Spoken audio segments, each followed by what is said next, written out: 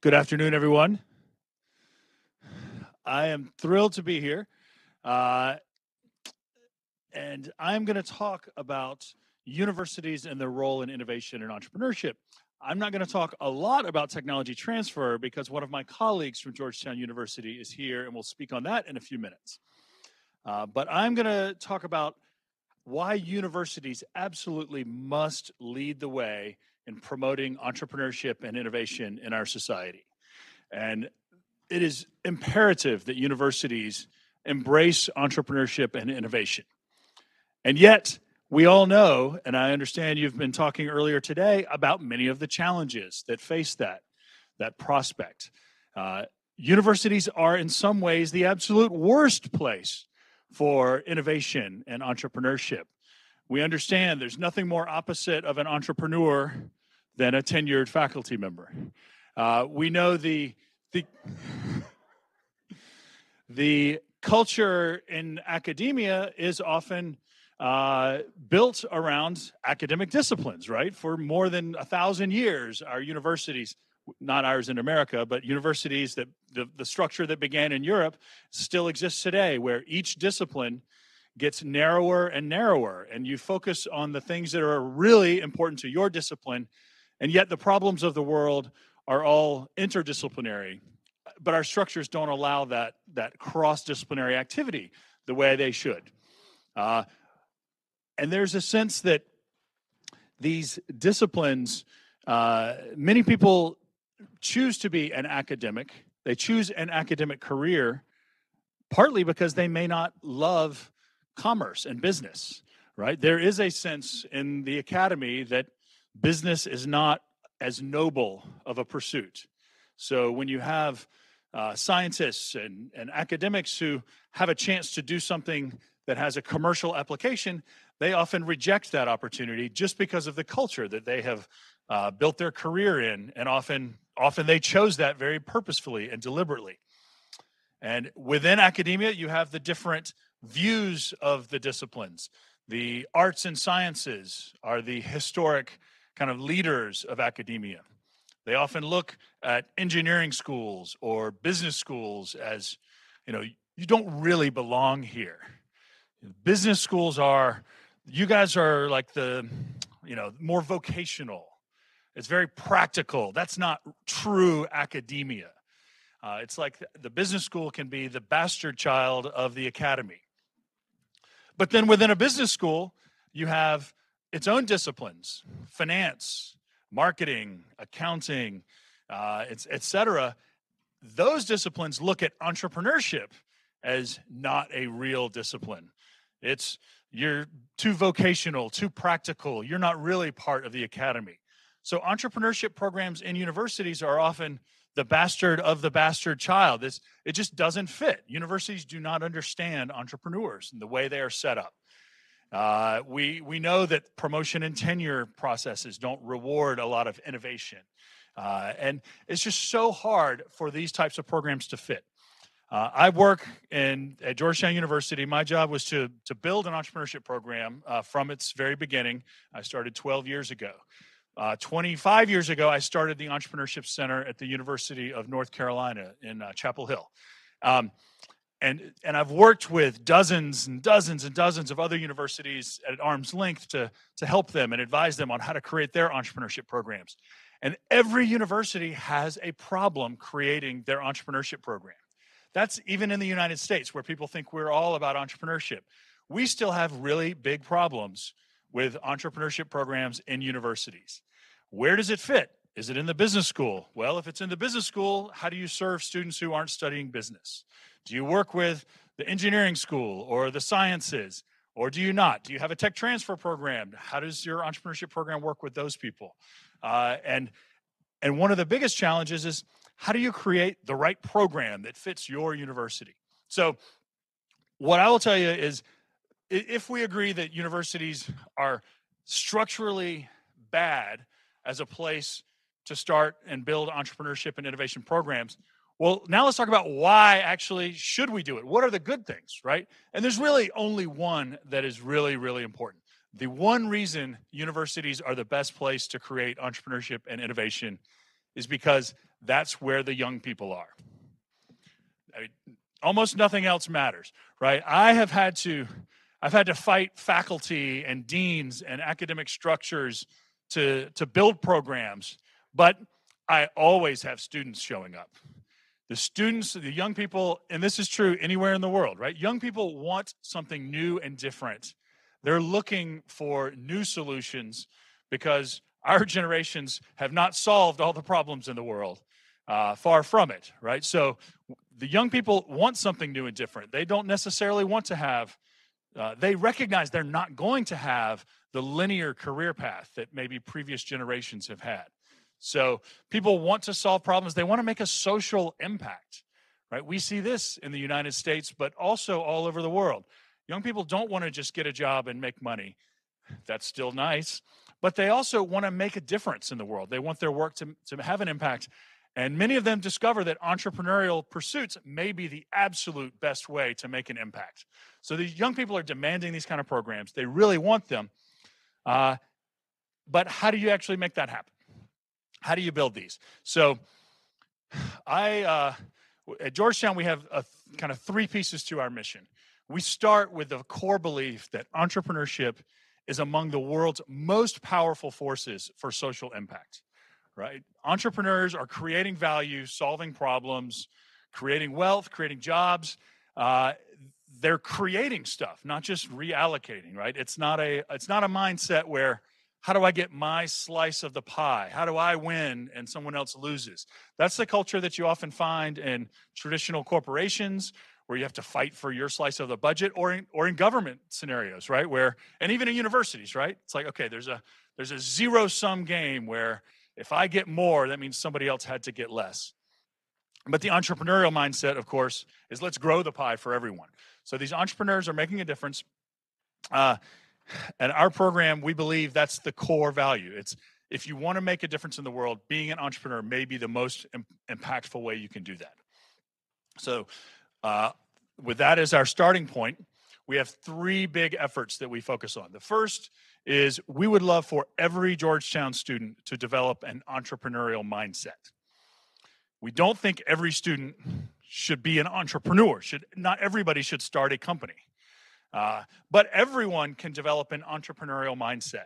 And what does that mean? That means no matter what career path you're going to take, whether you're going to work for a bigger company, for the government and a nonprofit, NGO, or work for a startup or be an entrepreneur, whatever it is, you need to learn to be creative, to look for innovative solutions, to understand ambiguity and risk, and to be able to recognize and take advantage of opportunities. Those are things that aren't part of a normal curriculum, right? And the students that we work with, they want to know, what's the answer, right? What's going to be on the test? How do I get the right grade? If they've got it accepted to a school like Georgetown, they probably have not had a lot of failure in their life. They've learned how to succeed in an academic environment where there is an answer key. And the real world does not have answer keys, and there's not always one solution or even a solution. So teaching our students how to live in a world full of ambiguity and change is one of the things we work on. That's part of developing an entrepreneurial mindset. So developing an entrepreneurial mindset, we do have a set of courses. We have a minor in entrepreneurship. We have certificates and lots of kind of formal programs. We offer pitch competitions and mentoring and incubators and the things that a lot of universities would have. But setting up these programs is not the goal. If you have a university you're working with and you want to create an entrepreneurship program, my argument would be, or my advice would not be, don't focus on a program, because that assumes that students are going to start at the beginning and go step by step through a set of courses or activities, and at the end, they're going to know how to be an entrepreneur, right? We have those programs; those are great. That's not the end goal, though, or that doesn't get you that doesn't get you everything you want. What I believe our focus is creating a culture around entrepreneurship and a community. So those two things, culture and community. If we want our university to be great at entrepreneurship, we have to create a culture where entrepreneurship is welcomed, it is supported, it is celebrated. So if you think about the institutions that you work with, is there a culture that celebrates and rewards innovation and entrepreneurship? Is there a safe place for students or faculty to congregate, to gather? If you're interested in doing something new and different, is there some place you can go? Or is it everything regimented, right? A lot of the students who go on to do entrepreneurial things out of our school, they may never take a single entrepreneurship class. Some of you saw a handful of our entrepreneurs on Thursday. The 4 entrepreneurs we had on a panel, none of them took an entrepreneurship class at Georgetown. So we can spend a lot of time building the right curriculum. But what is more important is when someone thinks, maybe I want to do something entrepreneurial, they need a place to go.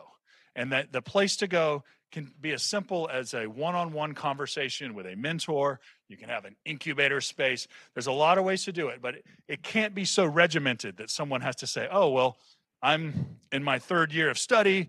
I'm a physics major. I now think I might want to do something entrepreneurial, but I didn't sign up for the program a year ago, so it's too late, right? That's what you want to avoid. You want to have free-flowing opportunities, lots of on-ramps is the way I like to describe it. And a lot of experiential opportunities. You want students to have a chance to try things and fail, even in a relatively safe environment. I like to tell the parents of Georgetown students that I want your children to fail. Because a lot of them have never failed before. And at some point in their life, they're going to get knocked down. And if they haven't learned how to deal with that, and that it's not the end of the world, that they can recover and get stronger and better and smarter, then they are going to have a hard time succeeding in life. So I want to give them a lot of opportunities to fail. That means trying things, getting out of their comfort zone. One of the ways we do that is a pitch competition. We have lots of pitch competitions on our campus. Some people say, why do you have so many pitch competitions? But it is one of the simplest ways for people to begin to engage. We have one competition that's coming up next week.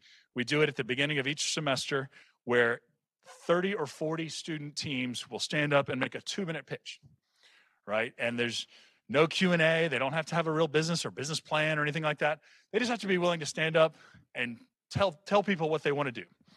And some of them will win a little bit of prize money. I think our top prize is maybe $1,000, which is, that kind of money can be really significant for a college student. Maybe not enough to really launch a business, but what it is enough to do is inspire them to keep going. So some of them are going to go for the prize money, but all of them are going to have a chance to get feedback. And we have a community that will support them. So people pitch, and that may be the first time that a business person, a mentor, hears that idea, and they come up later and say, hey, can I help you? Here's someone that might be able to help your business, or I can give you advice. So pitch competitions are simple. All right, so it's about creating this culture and community. It's about all of our students trying to develop an entrepreneurial mindset. We're nowhere close to reaching 100% of our students right now. We have, even within the business school, they're not all learning about entrepreneurship, but that is our goal. But we find that so many students don't start companies while they're in school. That's natural, right? Even those that are very entrepreneurial, they have all these distractions that don't give them the time to start a business. The distractions like classes and tests and their academic studies. So we support alumni entrepreneurs through, so after they've graduated, we have a lot of programs, incubator programs, our venture lab, angel investment networks, all kinds of things to help those. But we really take it, so that's a lifelong relationship. That's the key thing there. We want people that have gone through Georgetown University, no matter what program they have graduated from, we want them to have a way to get help the day they want to be an entrepreneur. It's not a rigid schedule where you graduate, then you start a company. It could be 10 years or 30 years later, and Georgetown is here to help with mentoring, coaching, co-working spaces, communities, and investment opportunities. So we do what we can to help those entrepreneurs. So we have our students. We also have our alumni. But we also love to impact the world beyond our Georgetown community. So we have programs where we teach entrepreneurship and life and business skills to returning citizens, people coming out of the prison system who often have very limited employment opportunities. And there's an incredibly high rate of people going back to prison because they don't have many ways to succeed. So teaching them some basic business, entrepreneurship, and life skills is one of the things we do. We have programs where we've taught wounded veterans around with their earner certificate in business and entrepreneurship. And we've had international dialogue and international entrepreneurship training programs. We had a group in town this week from Chile. We had a really large group of entrepreneurs from Italy who came through Georgetown a few years ago for a multi-week entrepreneurship training program. And you know, if the Italians can do it, I know the Austrians can do it so much better. And so, but a lot of this is also to say that it's not easy. People think the United States has this great entrepreneurial spirit, and maybe we should be proud of what we do have, but we absolutely do not have a monopoly on entrepreneurship, and we do not have all the answers. I work at a university where 12 years ago, we had one entrepreneurship course. We had the culture of our university is still dominated by people that want to go into banking and consulting and government types of jobs. So that's everywhere in the world. We have this kind of this sense that the students are supposed to take the next step on a path. And it's often my job to be the guy over here. Like, if you don't want to do that, there is another option. So make sure those students have a place to go when they do see other options, when they don't want to go down the path that others are pointing out for them. I guess the last thing I'll say here is disruption. Everybody in the world has experienced disruption over the last year and a half in a way that has never happened in our lifetimes. The pandemic made all of us learn to change and adapt in ways that were extremely uncomfortable for a lot of people and were bad, right, in a lot of ways. But it also created a lot of opportunities. Disruption creates opportunities. And while we're still dealing with the pandemic, we hope someday it will be behind us. Disruption is not going away. We are in a world that is constantly changing, and that pace of change is only getting faster and faster. So whether it's going to be another global health scare or climate change or new technologies or whatever it is, new things are coming at us all the time that are going to challenge the status quo. And if we teach our young people to deal with change, to look for opportunities, to find solutions whenever these problems are out there, if we don't do that for them, then we are really, really we're shortchanging the next generation. So I work at a university. We train graduate students, undergraduates. I've also been a part of programs where we taught entrepreneurship to students in high schools and middle schools and even younger. And that's where it should begin. People need to learn that finding a way to make a few dollars or a few euros or whatever it might be is actually one of the most noble things they can do. And creating value, solving problems, learn it young, and then as they grow and become scientists and faculty members and academic leaders and whatever it may be, they're always understanding that there are entrepreneurial opportunities around that. Thank you very much.